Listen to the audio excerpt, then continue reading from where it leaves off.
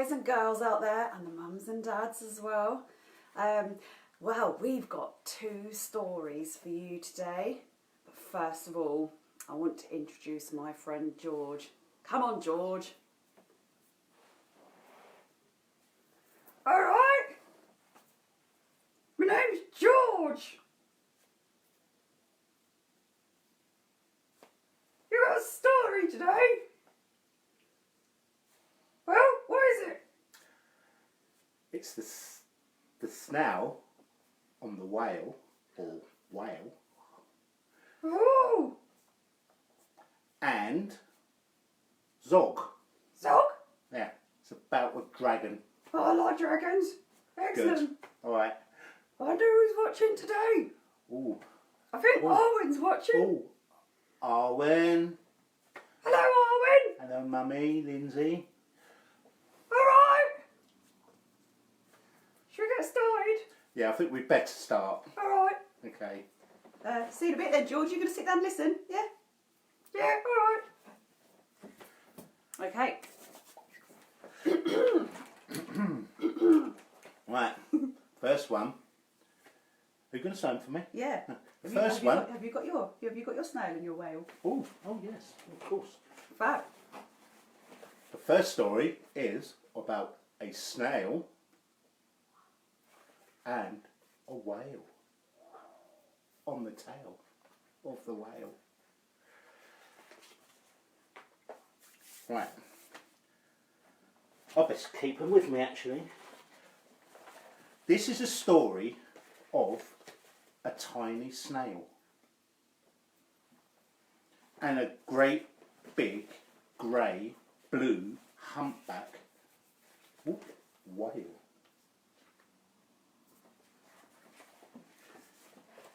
This is a rock as black as soot. I'm going to have to pick this up because I can't see it. And this is a snail with an itchy foot. The sea snail slithered all over the rock and gazed at the sea and the ships in the dock. The sea is deep, the world is wide. How I long to sail, said the tiny snail.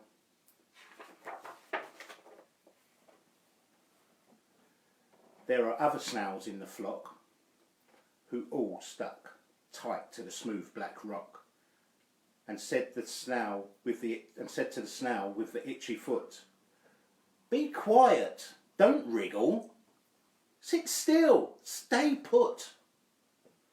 But the tiny sea snail sighed and sniffed, then cried, "I've got it, I'll hitch a lift." This is the trail of the tiny snail, a silvery trail that looped and curled and said, "Lift wanted around the world." This is the whale who came one night, and then the tide was high and the stars were bright.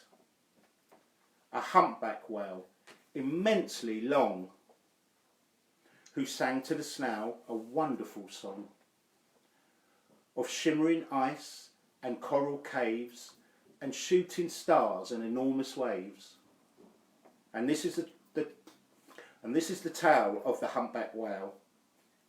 He held it out at the starlit sea and said to the snail, "Come with me." This is the sea so wild and free that carried the whale and the snail on his tail to towering icebergs and far off lands, with fiery mountains and golden sands.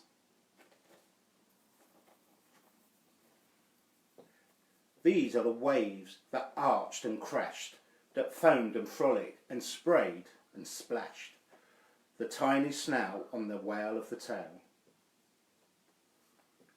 These are the caves beneath the waves, where stripy fish with feathery fins and sharks with hideous toothy grins swam around the whale Snail, and the Snail on the tail. This is the sky, so vast and high, sometimes sunny and blue and warm, sometimes filled with a thunderstorm, with zigzag lightning flashing and frightening the tiny Snail on the tail of the whale. And she gazed at the sky, the sea, the land, the waves and the caves and the golden sand. She gazed and gazed, amazed by it all, and she said to the whale, "I feel so small." But then came the day the whale lost his way. These are the speedboats running a race, zigzagging and zooming all over the place, upsetting the whale with their ear-splitting roar, making him swim too close to the shore. This is the tide slipping away, and this is the whale lying beached in a bay. "Quick, off the sand, back to sea," cried the Snail. "I can't move on land, I'm too big," moaned the whale. The Snail felt helpless and terribly small. Then, "I've got it," she cried, and started to crawl.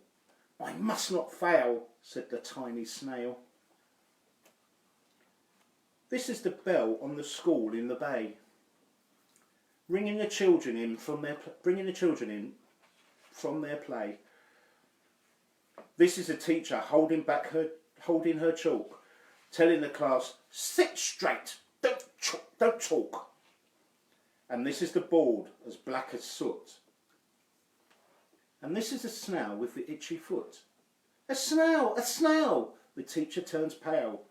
"Look," say the children, "it's leaving a trail." This is the trail of the tiny Snail, a silvery trail saying, "Save the whale." These are the children running from school, fetching the fireman, digging a pool, squirting and spraying to keep the whale cool. This is the tide coming into the bay, and these are the villagers shouting, "Hooray!" as the whale and the Snail travel safely away. Back to the dock and the flock on the rock, who said, "How time's flown, and haven't you grown?"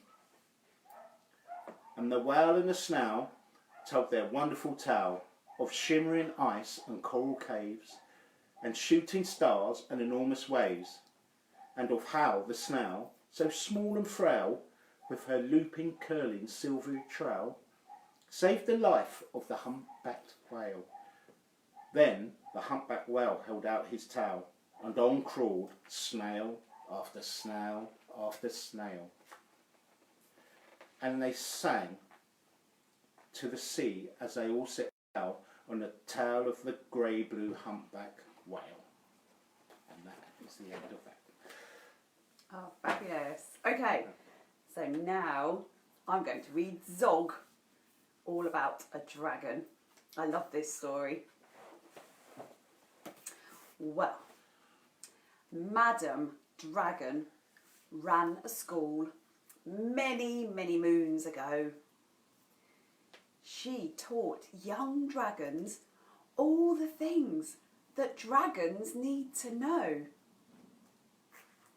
Zog, the biggest dragon, was the keenest one by far. He tried his hardest every day to win the golden star. All the dragons in year 1 were learning how to fly. "Hi," said Madam Dragon, "way up in the sky. Now that you've been shown, you can practice on your own, and you'll all be expert flyers by the time you're fully grown." Zog went off to practice, flying fast and free. He soared and swooped and looped the loop, then crashed into a tree.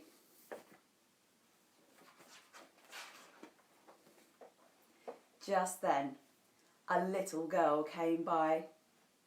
"Oh, please don't cry," she said. "Perhaps you'd like a nice sticky plaster for your head." "What a good idea," said Zog.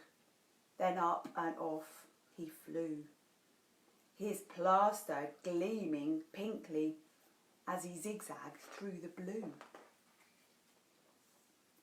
A year went by, and in year 2, the dragons learned to roar. "More," said Madam Dragon. "Louder, I implore. Now that you've been shown, you can practice on your own, and you'll all be champion roarers by the time you're fully grown." Zog went off to practice. He roared with fearsome force. He kept it up for hours on end, but then his throat grew hoarse. Just then the little girl came by again. She said, "What rotten luck! Perhaps you'd like a nice soothing peppermint to suck." "What a good idea," said Zog. Then up and off he flew, and breathing fumes of peppermint he zigzagged through the blue. A year went by, and in year 3 the dragons learnt to blow. "No," said Madam Dragon. "Breathe out fire, not snow. Now that you've been shown, you can practice on your own, and you'll all be breathing bonfires by the time you're fully grown." Zog went off to practice. He blew with all his might. He twirled around in triumph, and his wing-tip caught alight. Just then, the little girl came by again. "You poor little thing, perhaps you'd like a nice stretchy bandage for your wing." "What a good idea," said Zog. Then up and off he flew, his bandage flapping wildly as he zigzagged through the blue. All the year 4 dragons were learning, can you guess? "Yes," said Madam Dragon, "how to capture a princess. Now that you've been shown, you can practice on your own. You'll need to capture hundreds by the time you're fully grown." Zog went off to practice. He tried and tried and tried, but he simply couldn't manage. "I'm no good at this," he cried. "I'll never win a golden star." Just then he saw the girl. "Perhaps," she said, "you'd like to capture me. I'm Princess Pearl." "What a good idea," said Zog. Then up and off they flew, the princess gripping tightly as they zigzagged through the blue. "Ah," said Madam Dragon, "our first princess so far. Congratulations, Zog, my dear, you've won a golden star." Zog was proud and happy, and Pearl felt good as well. She took the dragons' temperatures and nursed them when they fell.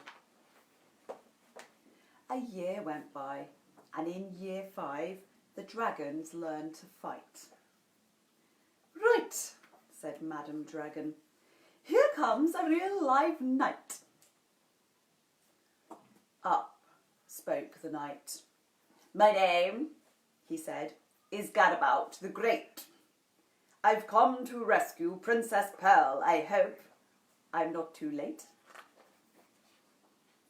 Zog breathed fire and beat his wings. "You can't, she's mine," he roared. "Oh no, she's not," yelled Gadabout, and waved his trusty sword. The other dragons crowded round and watched them all agog. Who was going to win the fight, Sir Gadabout or Zog? Then Princess Pearl stepped forward, crying, "Stop, you silly chumps! The world's already far too full of cuts and burns and bumps. Don't rescue me.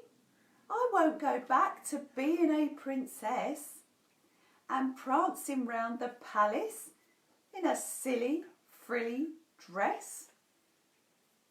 I want to be a doctor and travel here and there, listening to people's chests and giving them my care." "Me too," exclaimed the knight, and took his helmet off his head. "I'd rather wear a nice twisty stethoscope," he said. "Perhaps, Princess, you'll train me up." And Pearl replied, "Of course, but I don't see how the two of us could fit upon your horse." Then Zog said, "Flying doctors, I'd love to join the crew. If you'll let me be my ambulance, then I can carry you." "Bravo," said Madam Dragon, "an excellent career." And all the Year 5 dragons gave a loud, resounding cheer. Then Madam Dragon told the horse, "I really hope you'll stay. I'll let you be my pupil's pet and feed you lots of hay." "Oh, what a good idea," said Zog. Then up and off he flew, the flying doctors waving as they zigzagged through the blue. There you go. Wow, I really like that story. Well, we'll be back to read you some more stories soon. One question first. Hey George, did you enjoy that story? Yeah, it's pretty good actually. Quite like that one. Who's your favourite character? Well, I quite like the knight. The sword and fighting and the helmet and yeah. Cool. Should we read some more stories again soon? Yeah, do it. See you later. Bye, George. Bye. See ya.